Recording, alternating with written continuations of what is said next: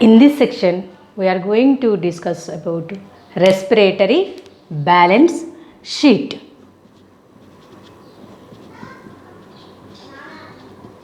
Respiratory balance sheet.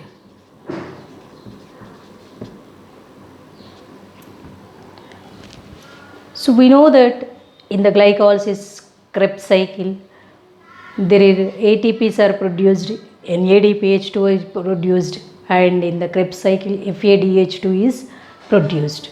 So total how many number of ATPs are produced in the aerobic respiration, that we are going to calculate now. That is known as respiratory balance sheet. In this we are going to calculate the number of ATPs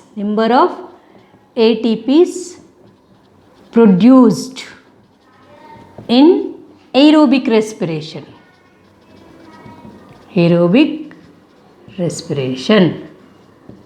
So for this, once again we will recollect all the steps what are there in the respiration process, aerobic respiration. First is glycolysis. In this we know that 4 ATPs are produced. Substrate level phosphorylation, in the substrate level phosphorylation 4 ATPs and 2 NADH2. So total 2, you have to remember that 1 NADH2 produce 3 ATPs, means we get 6 ATPs in the glycolysis. So total number is 6 plus 4, 10. But we know that 2 are used. So then this pyruvic acid enters into the next step, Krebs cycle. So in the form of acetyl coenzyme A. In this step we know that there are 1 NADH2 is produced. So if 1 NADH2 is produced, we are 2 pyruvic acids are producing from 1 glucose molecule. So here in this case we are going to get 3 plus 3, 6 ATPs again. And the final step in the Krebs cycle, for 1 glucose molecule we have to run the 2 turns of Krebs cycle, because one time 1 pyruvic acid continues the one cycle and another pyruvic acid, because 2 pyruvic acids are produced from 1 glucose molecule. So for 1 glucose you have to remember that for 1 glucose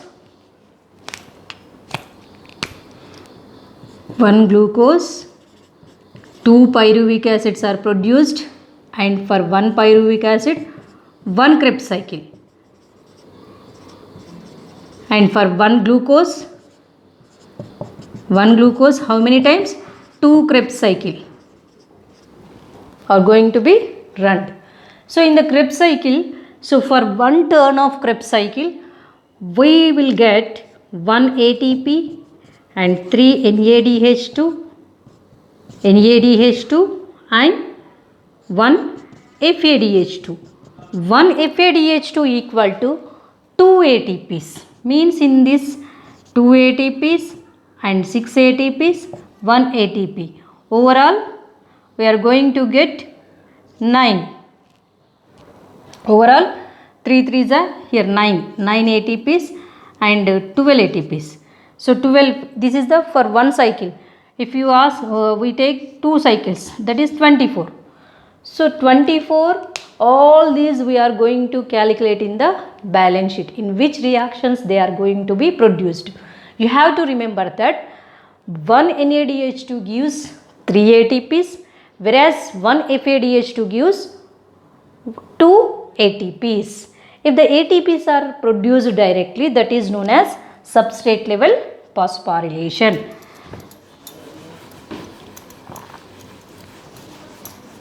So in the balance sheet, first step is that is glycolysis. First step is glycolysis. So in the glycolysis, first we will take the ATPs, okay, in substrate level phosphorylation.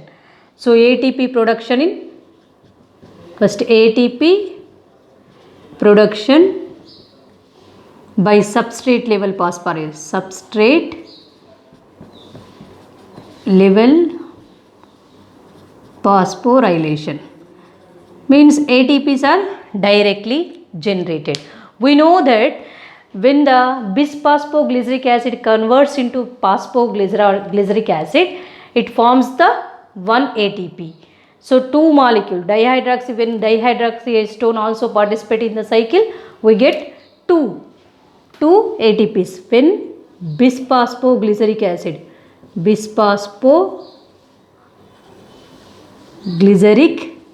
acid transform into phosphoglyceric acid PGA. It forms the 2 ATPs. So we'll write it. 2 ATPs. Okay. Second. So second phosphorylation where it takes place in the glycolysis when phosphoenol pyruvic acid converts into pyruvic acid. When phosphoenol pyruvate converts into pyruvic acid, we get 2 ATPs. Okay, we get 2 ATPs. Then the NADPH2. How many? NADPH2. This is ATP, second NADH2. ATPs from NADH2.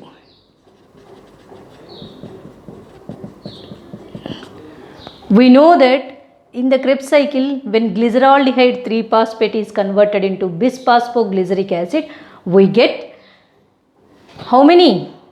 1 ATP means 2 times again dihydroxyacetone phosphate when it participate in the cycle, we get one more NADH2. We know that in the glycolysis there are 2 NADH2 is produced. That is in the reaction when glyceraldehyde 3-phosphate is converted into what? Bisphosphoglyceric acid. Bisphosphoglyceric acid. We get 2 NADH2. 2 NADH2 equal to how many ATPs? 2 into 1 ATP equal to 1 NADH2 equal to 3. 1 NADH2 equal to 3 ATPs. So we get 6 ATPs. But we have to, how many ATPs are used? Used ATPs are 2 minus 2 ATPs. Where we are using these ATPs? When glucose 6-phosphate is converted into fructose 6-phosphate in the first reactions. Glucose is converted into fructose 6-phosphate. We are using 2 ATPs. So net gain of ATPs 2 or 10 minus 2, 8 ATPs are in the net gain of glycolysis. We are getting 8 ATPs. And the second step is oxidative decarboxylation. Oxidative decarboxylation. In this step, so pyruvic acid converts into acetyl coenzyme A. It converts into acetyl coenzyme A. In this reaction, we are going to get from 1 pyruvic acid, we get 1 NADH2. So 2 pyruvic acids are produced in the glycolysis. So it means 2 NADH2 are produced. 2 NADH2 are produced. 2 NADH2 produced. 1 equal to 2 into 3 means, so we get 6 ATPs. 6 ATPs in the decarboxylation, oxidative decarboxylation. And in the third Krebs cycle, in the Krebs cycle, first is substrate level. Substrate level, at the substrate level, phosphorylation. Substrate level phosphorylation, direct ATP formation steps. So that is when succinic coenzyme A, succinyl coenzyme A transform into succinic acid, we get 1 ATP from the one cycle, means 2 cycles will run, so 2 ATPs are produced. So in this, what is the reaction? When succinyl coenzyme A, when succinyl coenzyme A transform into succinic acid, we get 2 ATPs. Okay, next, second is ATPs from NADH2. ATP from NADH2. We know that is we are going to get 6 NADH2. So first NADH2 we are going to get in the first oxidation, that is isocitric acid. When isocitric acid is converted into oxalosuccinic acid. First is when isocitric acid converts into oxalosuccinic acid, we are going to get 1 NADH2. And the second is when alpha ketoglutaric acid, when alpha ketoglutaric acid is transformed into succinyl coenzyme A. Alpha ketoglutaric acid is transformed into succinyl coenzyme A. This is oxidation 2. And in the oxidation 4, that is when malic acid is converted into oxaloacetic acid. Malic acid converts into OAA, oxaloacetic acid. We get 1 more NADH2. Overall, we are going to get 6 NADH2. We are going to get from one cycle 3 NADH2, means 2 cycles. We are going to get 6 NADH2. 6 into 3, we are going to get 18 in the glycolysis, 18 ATPs from NADH2. And 1 FADH2, we get 1 FADH2, that is from when succinic acid is transformed into fumaric acid. And third is ATP from FADH2. So this is from when succinic acid, when succinic acid transform into fumaric acid, we get 1 FADH2. 1 means 2 FA. One cycle, in the one Krebs cycle we get 1 FADH2. 2 cycles means 2 FA. 2 FADH2. And we know that 1 FADH2 equal to how many ATPs? 2 ATPs.